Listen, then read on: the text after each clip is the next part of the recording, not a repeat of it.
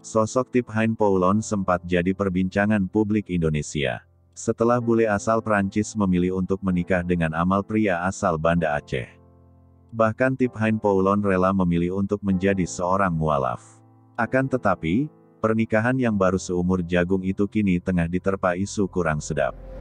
Lalu bagaimana kabar Tip Hein Poulon sekarang?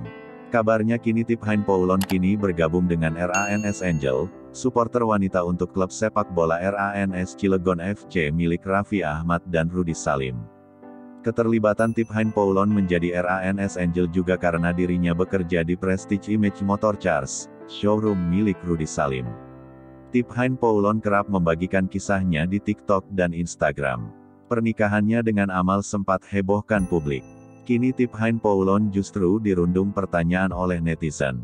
Foto-foto pernikahannya dengan Amal sudah tidak ada lagi di Instagram. Bahkan, foto pernikahan mereka pun ikut lenyap dari akun Instagram miliknya. Banyak yang penasaran dengan nasib pernikahan Tip Hein Poulon dengan Amal. Terlebih keduanya sudah tak terlihat bersama lagi.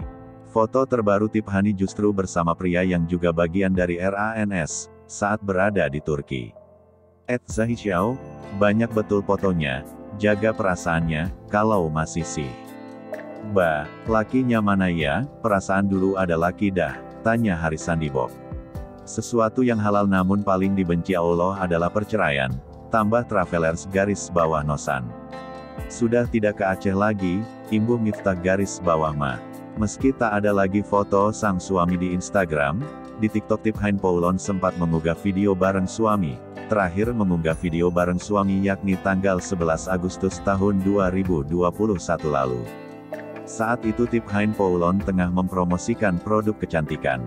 Hingga kini, belum diketahui secara pasti kenapa bule cantik itu menghapus foto-fotonya dengan Amal. Semoga Tip Hein Poulon dan Amal diberikan kesehatan oleh Allah dan dimudahkan dalam semua urusan. Sampai jumpa di video berikutnya. Koreksi di bawah jika ada salah dalam penyebutan nama dan kata-kata. Terima kasih. Wassalam.